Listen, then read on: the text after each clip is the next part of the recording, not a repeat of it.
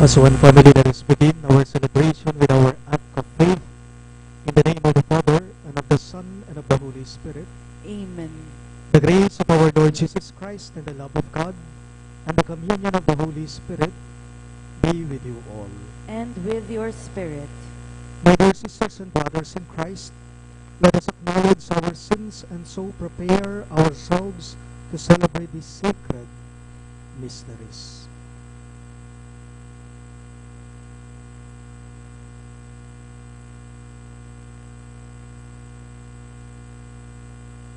All together we say, I confess to Almighty God and to you, my brothers and sisters, that I have greatly sinned in my thoughts and in my words, in what I have done and in what I have failed to do, through my fault, through my most grievous fault.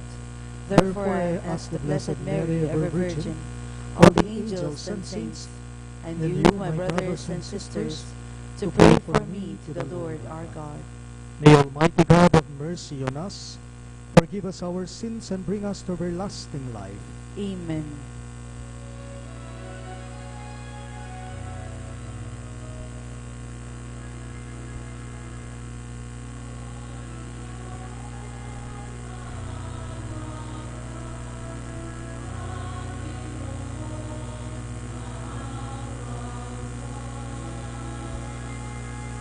Kristo, maawa ka. Kristo, maawa ka sa amin. Panginoon, maawa ka. Panginoon, maawa. Gloria in excelsis Deo.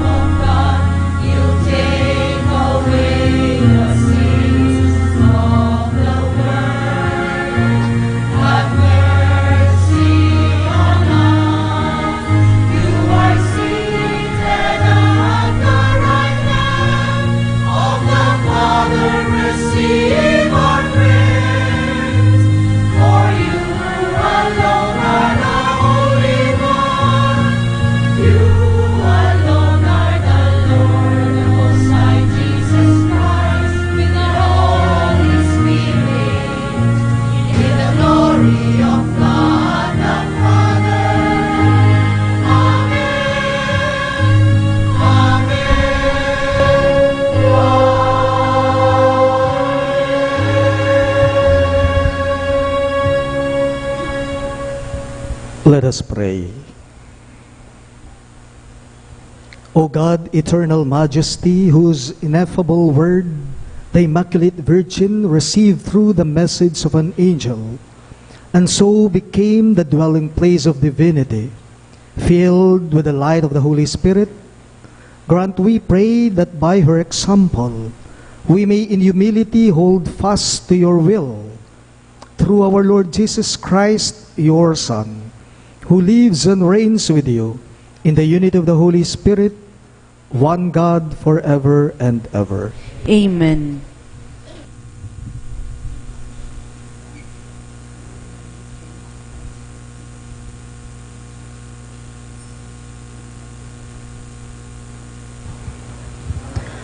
A reading from the book of the prophet Isaiah. The Lord spoke to Ahaz, "Ask for a sign from the Lord your God. Let it be deep as the netherworld, or high as the sky." But Ahaz answered, "I will not ask. I will not tempt the Lord." Then Isaiah said, "Listen, O house of David. Is it not enough for you to weary men? Must you also weary my God? Therefore, the Lord himself will give you this sign. The virgin shall conceive and bear a son, and shall name him Emmanuel." The word of the Lord. Thanks be to God.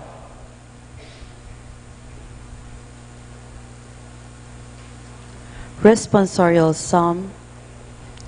Let our response be, "Let the Lord enter, He is the King of glory." Let the Lord enter, He is the King of glory. The Lord's are the earth and its fullness, the world and those who dwell in it. For He founded it upon the seas, and established it upon the rivers. Let the Lord enter, He is the King of glory. Who can ascend the mountain of the Lord, or may stand in His holy place? He whose hands are sinless, whose heart is clean, who desires not what is vain. Let the Lord enter, He is the King of glory. He shall receive a blessing from the Lord, a reward from God his Savior. Such is the race that seeks for Him, that seeks the face of God of Jacob. Let the Lord enter, He is the King of glory. Please all rise to honor the Holy Gospel.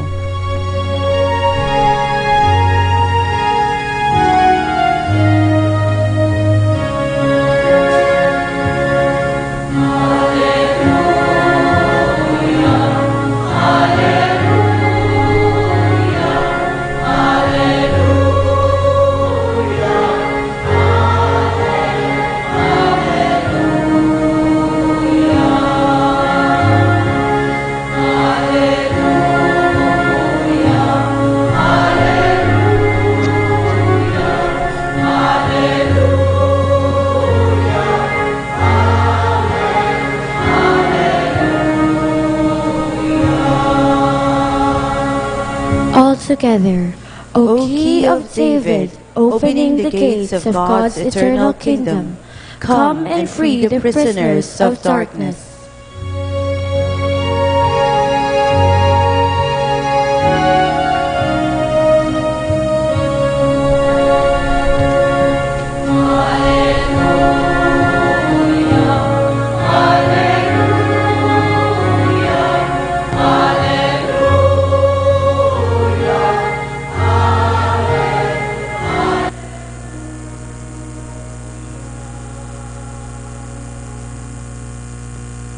The Lord be with you. And with your spirit. A reading from the Holy Gospel according to St. Luke. Glory to you, O Lord.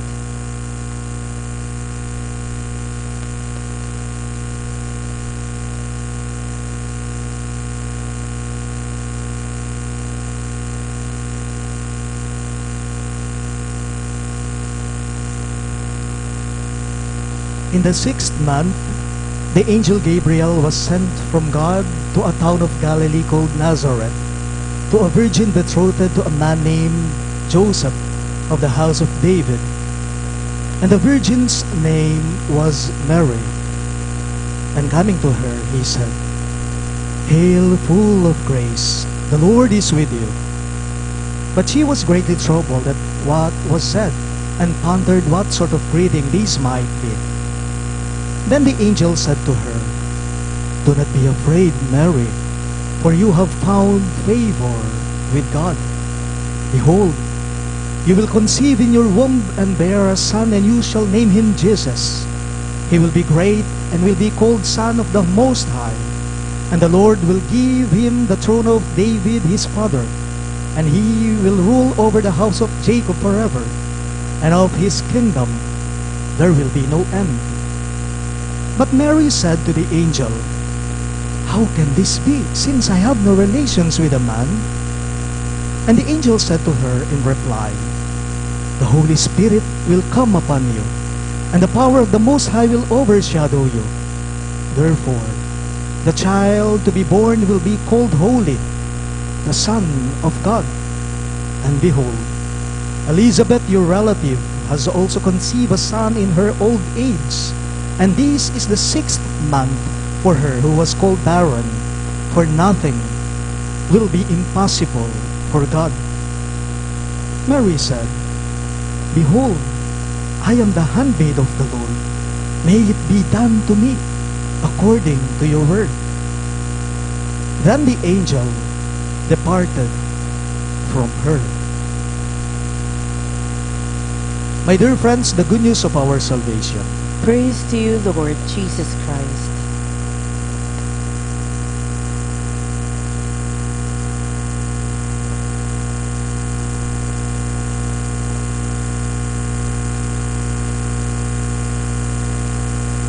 Magandang gabi po sa inyong lahat. We are now on the 5th day of our Misa de Gallo. Maaari ko po bang malaman sa inyo kung sino na ang nakakalimang araw dito? Magtaas ng kamay. Ay, 33 lamang. Kayo pong nakakakompleto, palakpakan po ninyo ang mga sarili ninyo.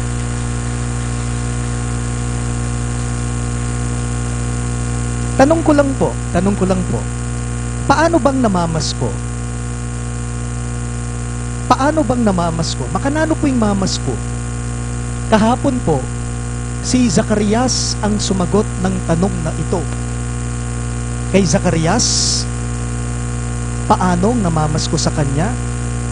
Ang namamasko kay Zacarias ay yung taong marunong huminto at tumahimik upang makapagnilay at makapagdasal at makita niya ng malinaw at buhay ang plano ng Diyos sa buhay niya. Sinagot yon ni Zacarias kahapon sa ika-4 na araw ng ating nobenaryo. Pero ngayon naman po, si Maria naman ang sasagot nito. Paano bang namamasko? Kay Maria, ang namamasko po ay base na rin sa sinabi ng anghel sa kanya sa ating pagbasa. Let's take a look at our gospel today. The angel Gabriel said to Mary, "Behold, Mary, you will conceive in your womb and bear a son, and you shall name him Jesus." The angel said to her, "You shall name him Jesus," he said. Paalala po, upang matupad at maganap ito, may dalawang paraan tayo dito. Upang maganap at matupad ito, ang sinabi mismo ng anghel kay Maria, may dalawang paraan po dito. Una, ay ang salitang sinabi ng anghel sa kanya, "Ika'y maglilihi at manganganak ng isang anak na lalaki." Sabi po niya, sa atin pong mga lalaki, di po sa atin yon, hindi po pwede sa atin yon. Ang maglihi ka, ang manganak ka, hanggang paglaki lang po ng tiyan ang pwede nating gawin, mga lalaki. Pero ang maglihi, ang manganak, di natin carry yan. Mahirap po yan, sa mga babae po yan. Ikalawa po, you shall name him Jesus. Pangalanan mo siyang Jesus. Makakasunod tayo dito. Sa mismong sinabi ng anghel Gabriel kay Maria, bigyan mo siya ng pangalan, ang pangalan niya ay Jesus. You shall name him Jesus. Ikat ko lang po, paiklihin ko lang po ng kaunti itong salita mismo ng anghel Gabriel kay Maria. Ang sasabihin ko ay ito, pangalanan mo siya, bigyan mo siya ng pangalan. By the way, hindi lang po basta-basta pangalan na tawag natin sa tao ang tinutukoy ng ating ebanghelyo. Hindi lamang po yung pangalang tinatawag natin sa isang tao ang tukoy nito, hindi. Yung Among Norman, o kaya naman Zenny, Violi, Annie, Frida, Rael, hindi po yun. Hindi po yun. Pangalanan mo siyang Jesus. Pangalanan mo siyang Jesus. Sabi ng Anghel Gabriel kay Maria, tanong ko lang po, paano bang nagbibigay ng pangalan? Sabi ko sa inyo, ang pangalang tinutukoy ko ay hindi po yung mga pangalang tawag natin sa ibang tao. Ang ibig sabihin ng pagbibigay ng pangalan ay buhayin mo. Buhayin mo. Ipakita mo ang tunay na kahulugan ng pangalang ibinigay sa iyo. Ang pangalang itinutukoy ko na pangalanan mo siyang Jesus ay bigyan mo, buhayin mo ang pangalan o ang kahulugan ng pangalang ibinigay sa iyo. You shall name him Jesus, the angel said to Mary. Ibig sabihin, palakihin mo siya, Maria. Ingatan mo siya, Maria, at sana makilala sa anak mo ang kahulugan ng pangalan niya. Ano? Mesiya, tagapagligtas. Ganyan naman po talaga sina Jose at Maria. Ang ginawa nila, pinalaki nila, inalagaan nila, iningatan nila. Ang anak nila, base na rin po sa kahulugan ng pangalan niya, Mesiya, tagapagligtas.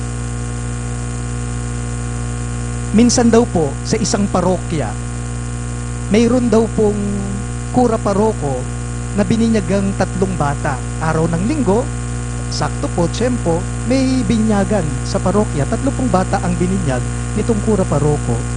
Yung unang bata, nung bibinyagan na ng pare, tinanong po ng pare yung tatay ng bata, Tatay, anong pangalan ng anak mo? Sumagot po ang tatay sa pare, Father, ang pangalang ibibigay ko po sa anak ko ay Rafael. Sabi ng tatay, Rafael ang pangalan po na ibibigay ko sa anak ko. Tiningnan po nung pare yung bata, tapos may sinabi niya siya sa mga magulang nito, Tatay, Nanay, wow, ang ganda naman ng pangalan ng anak ninyo. Paglalaki ang anak ninyo, magiging isang doktor yan. Magiging isang doktor yan. Manggagamot siya ng mga taong may karamdaman sa kanilang mga pangangatawan. Rafael, ibig sabihin, the healer. The healer. Sabi ng pare sa magulang ng mga bata, nung nasa pangalawang bata na po, tinanong po nung pare ang pangalan ng bata sa tatay niya. Tatay, anong pangalan ng anak mo? Father, ang pangalan po ng anak ko, sabi ng tatay sa pare, ay Jiro. Jiro ang pangalan pong ibibigay ko sa anak ko. Tiningnan po nung pare yung anak, tapos may sinabi siya sa kanyang mga magulang, Tatay, Nanay, ewan ko lang paglaki ng anak ninyo pag mag-aaral na, kung makakakuha siya ng 100 score o grade sa mga exams niya sa school, palagay ko palaging zero ang makukuha niya. Pero wag po kayong mag-alala, may 3 pa po. Ang huling bata naman, Norman ang kanyang pangalan. Pagbigyan nyo na ako, Simbang Gabi. Sabi po ng pare sa mga magulang ng bata, Tatay, ano pong ibinibigay niyong pangalan sa anak ninyo? Sumagot po yung tatay ng bata. Sabi niya, Father, ang pangalan po na ibibigay ko sa anak ko ay Norman, sabi niya. Tiningnan nung pare yung bata at may sinabi sa mga magulang.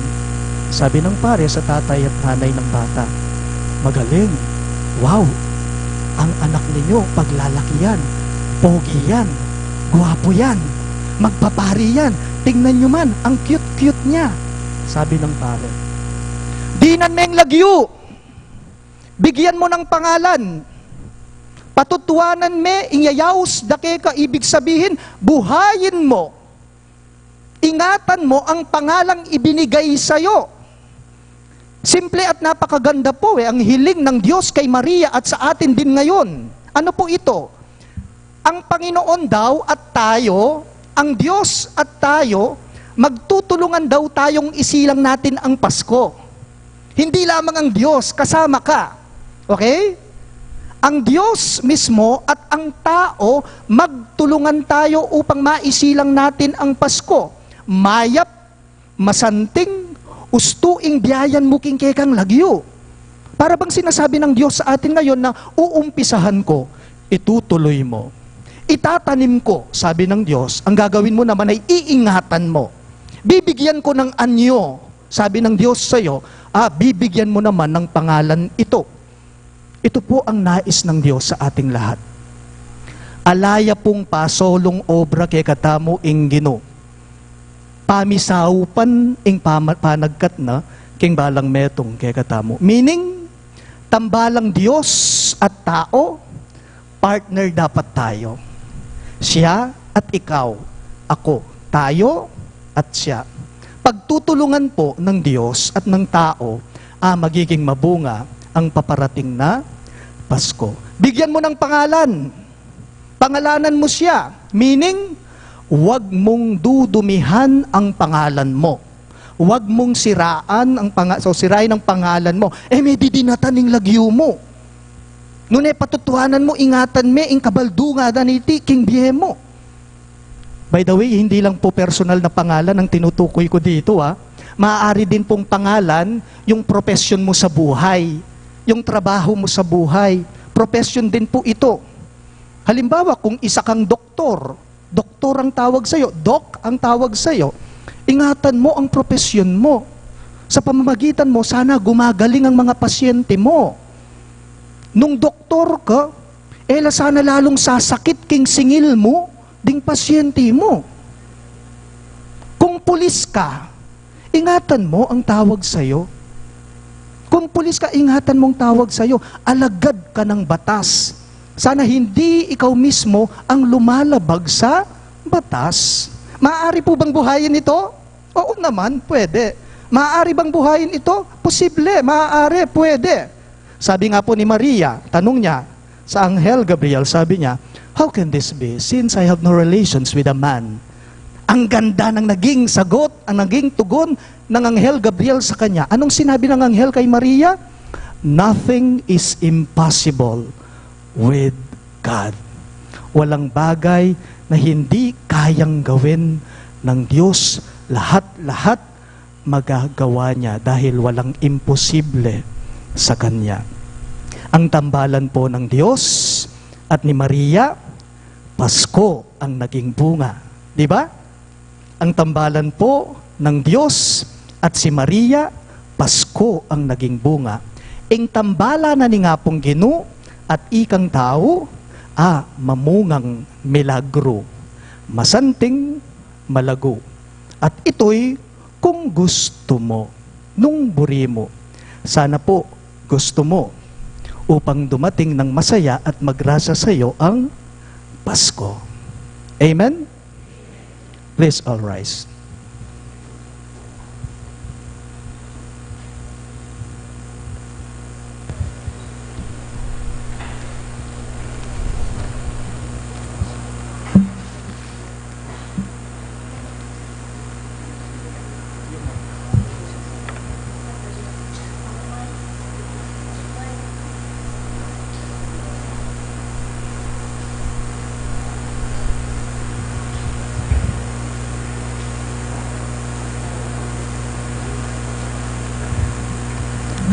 My dear friends, let us pray to the Father that we may be able to follow the example of Mary, who is humble, full of faith, and always ready to do the Lord's will.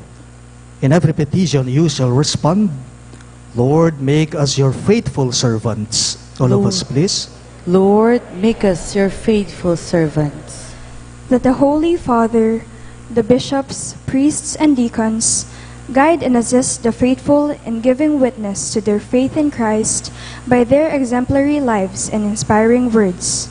We pray, Lord, make us your faithful servants. that those who work in government see their office as a public trust by which they serve their constituents, rather than abusing it for personal gain. We pray, Lord, make us your faithful servants. that consecrated men and women, by living faithfully their vows of poverty, chastity, and obedience, be true witnesses of the priority of God in life. We pray, Lord, make us your faithful servants. that the Lord guide and protect overseas Filipino workers and fill them with consolation, especially this Christmas and the coming New Year. We pray Lord, make us your faithful servants. that, like Mary, young people may be firm in their faith, generous in their love, and steadfast in their hope. We pray Lord, make us your faithful servants. for the thanksgiving of Dick and Helen Galang, Soto Pineda Wico, Rosario Reyes, Jeronimo Reyes III and family, Dr. and Mrs. Africano E. Aquino, Capena and Muli family, Joyce Ocampo and family, Caballas and Ramonedas, Cesar and Lorna David and family, Paz Miranda and family, Tiksay family, Alice, Bong, Andre Galang, Arthur and Peng Baluyot, Annie Razon and family, Mr. and Mrs. Ryan Santos and family, Lourdes Lee and family, Albert Lacanilao and family, Cora Canlas and family, Edgar Landig, Rina Landig and family, the EMDC, ANF and Apostoles, Cassiopeia R.C. Santos, for the birthday of Tessie Maninang, for the special intentions of Leila Abiog, Anita Teodin, Paz Suwing, Inez Sunga, Teresa Tapia, Michael and Nida Urquico and family, Rina Yazon, Derek and Flor Sanchez and family, Rowelyn Ann Nicdao, CJ and Isa Ocampo, Annalisa C. Irapta and family, Danica Jafel Santos, Mukaida Miracle, Mark Harold Dalay, for the wedding anniversary of RJ and Roan Ramoneda, for the good health of Sonny Bustos, Richard Caballa, Dorotea Sibal, Evelyn De La Rosa, Luis Gabriel Salangsang, Greg Franco, Diana Bravo and family, Mark Alvin Santos, Butch Mercado, Yolanda Cabanglan, and for the souls of Norma, Maria Virginia, Marcelo, Dolores, Roman, Urbando, Dominga, Eligio, Pasencia, Eduardo, Romeo Bernardo Sr., Fred Manansala, Mario De Osen, Consolacion, Alfredo, Roquita Padua, Maria Melina, Mercedita, Agustin Boril, Gonzalo San Luis, Librada and Roberto Manaloto, Jocelyn Pabalan, Ricardo Herrera, Rizaldo Kerr, Francisca Ilagan, Henelo Gintu, Manuela A. Tongyo, Mark Louie, Juanita, Gregoria, Carlos, Corazon, Francisca, William Cerezo, and Orpol souls in purgatory. We pray. Lord, make us your faithful servants. In silence, let us pray for our personal intentions.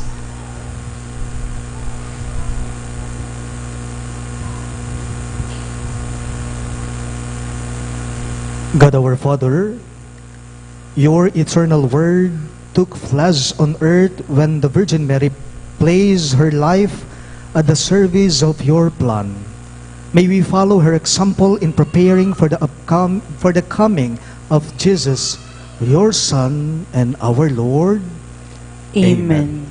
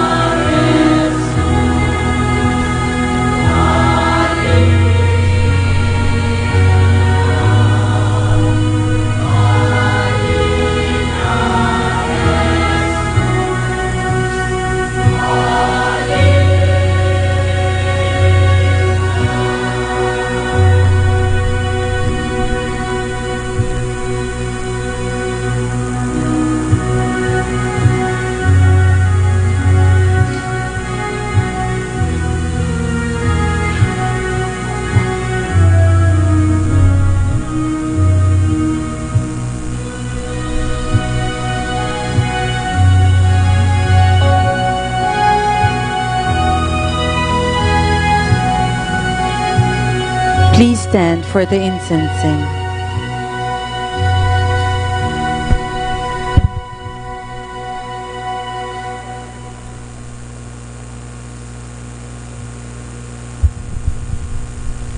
Pray, my dear friends, that my and your sacrifice may be acceptable to God, the Almighty Father. May the Lord accept the sacrifice at your hands for the praise and glory of his name, for our good and the good of all his holy church. Look, O Lord, we pray upon the one sacrifice of your Son, that by participating in this mystery, we may possess at last the gifts we have awaited, and for which our faith bids us hope. We ask this through Christ our Lord. Amen. The Lord be with you. And with your spirit. Lift up your hearts. We lift them up to the Lord. Let us give thanks to the Lord our God. It is right and just. It is truly right and just, our duty and our salvation, always and everywhere to give you thanks, Lord, Holy Father, Almighty and Eternal God, through Christ our Lord. For all the oracles of the prophets foretold him, the Virgin Mother longed for him with love beyond all telling. John the Baptist sang of his coming and proclaimed his presence when he came. It is by his gift that already we rejoice at the mystery of his nativity, so that he may find us watchful in prayer and exultant in his praise. And so, with angels and archangels, with thrones and dominions, and with all the hosts and powers of heaven, we sing the hymn of your glory, as without end we acclaim.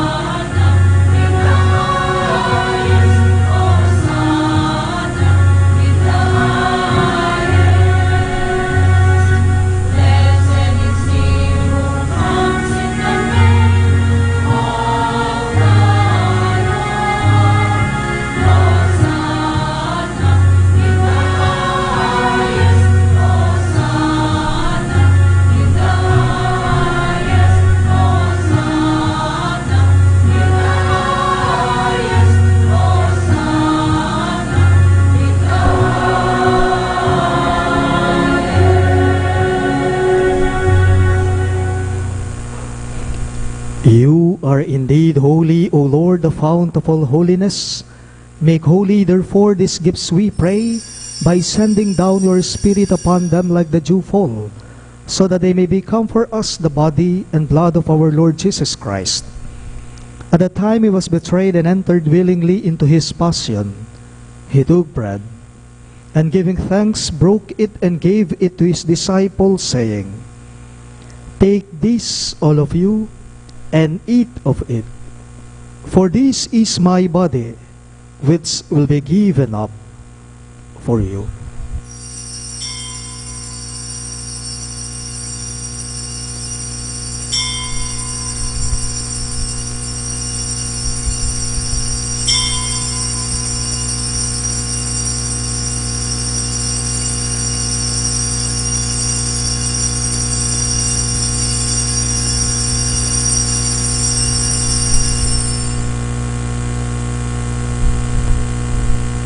In a similar way, when supper was ended, he took the chalice, and once more giving thanks, he gave it to his disciples, saying, "Take this, all of you, and drink from it. For this is the chalice of my blood, the blood of the new and eternal covenant, which will be poured out for you and for many, for the forgiveness of sins. Do this in memory of me."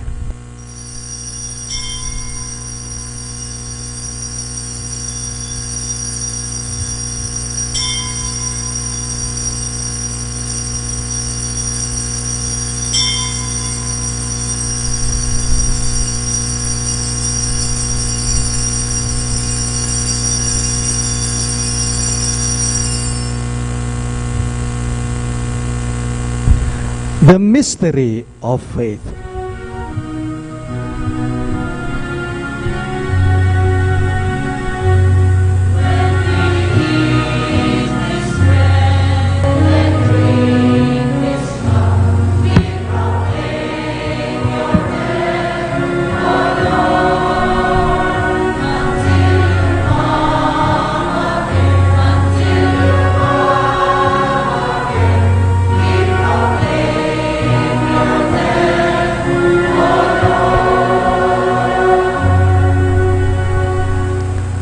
Therefore, as we celebrate the memorial of his death and resurrection, we offer you, Lord, the bread of life and the chalice of salvation, giving thanks that you have held us worthy to be in your presence and minister to you.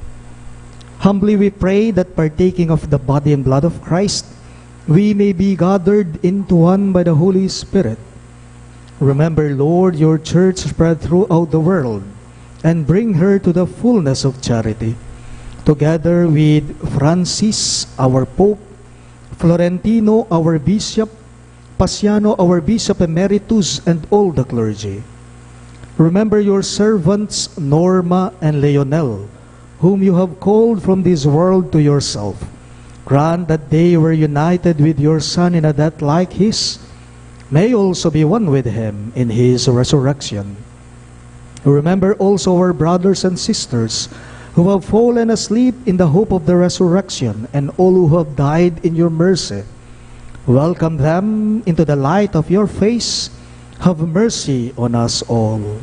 We pray that with the Blessed Virgin Mary, Mother of God, with Saint Joseph, her most chaste spouse, with the blessed apostles, Saint Jude Thaddeus, our patron saint, and all the saints who have pleased you throughout the ages, we may merit to be co-heirs to eternal life, and may praise and glorify you through your Son, Jesus Christ. Through him, with him, and in him, in the unity of the Holy Spirit, all glory and honor is yours, Almighty Father, forever and ever.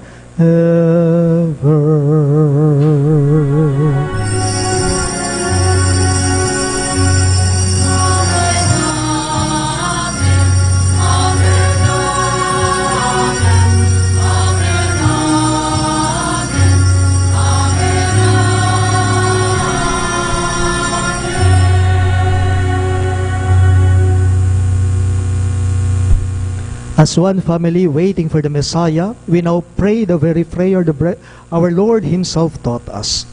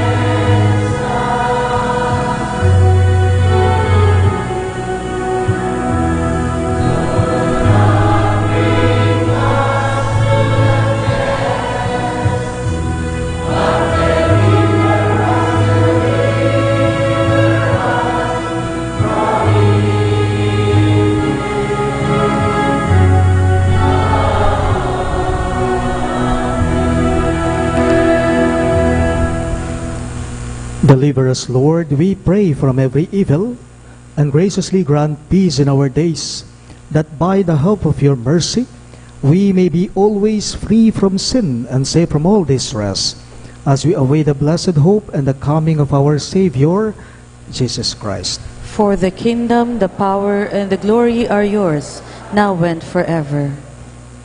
Lord Jesus Christ, who said to your apostles, "Peace I leave you, my peace I give you," look not on our sins, but on the faith of your church, and graciously grant her peace and unity in accordance with your will, who live and reign forever and ever.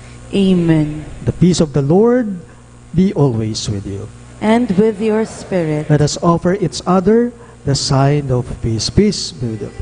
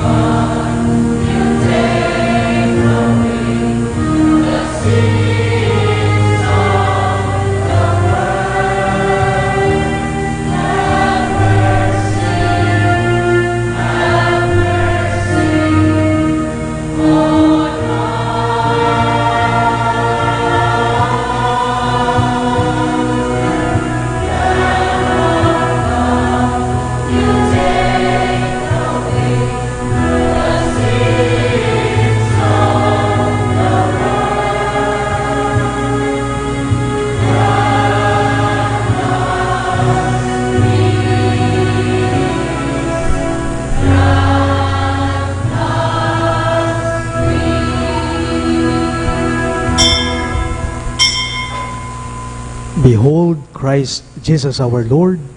He is the Lamb of God who takes away the sins of the world. Happy are those who are called to his supper. Lord, I am not worthy that you should enter under my roof, but only say the word, and my soul shall be healed.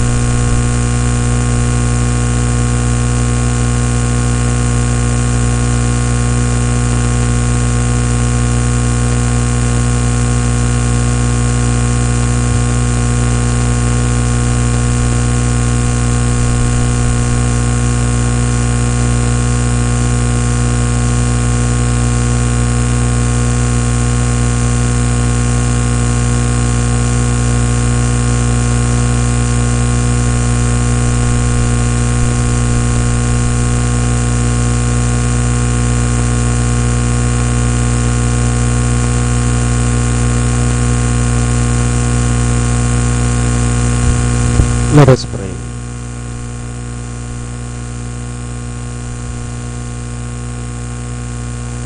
Grant divine protection, O Lord, to those you renew with His heavenly gift, that to those who delight in your mysteries, you may give the joy of true peace. We ask this through Christ our Lord.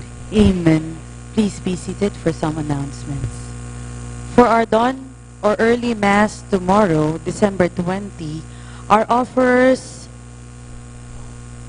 are the married couples, single parents, widows, and widowers, with the EMDC, ANF, Apostoles, and Phase 3.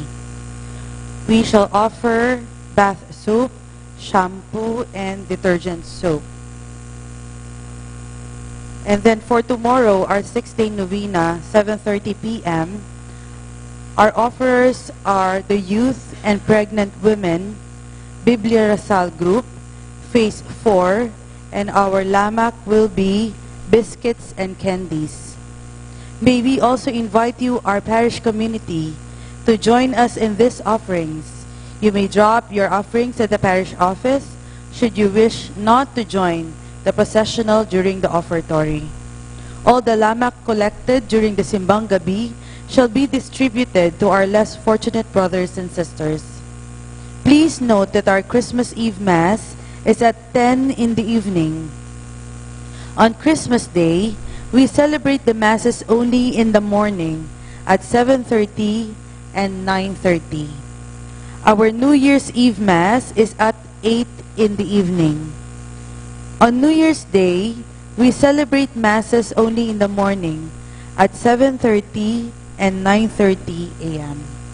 Thank you. Please all rise. The Lord be with you. And with your spirit. Bow your heads and pray for God's blessing. May the Almighty and merciful God, by whose grace you have placed your faith in the first coming of His only begotten Son, and yearn for His coming again, sanctify you by the radiance of Christ's advent, and enrich you with His blessing. Amen. As you run the race of this present life, may He make you firm in faith, joyful in hope, and active in charity. Amen. So that, rejoicing now with devotion at the Redeemer's coming in the flesh, you may be endowed with a rich reward of eternal life when He comes again in majesty. Amen. And may the Almighty God bless you, the Father, and the Son, and the Holy Spirit. Amen. The Mass is ended, and our mission begins. Thanks be to God.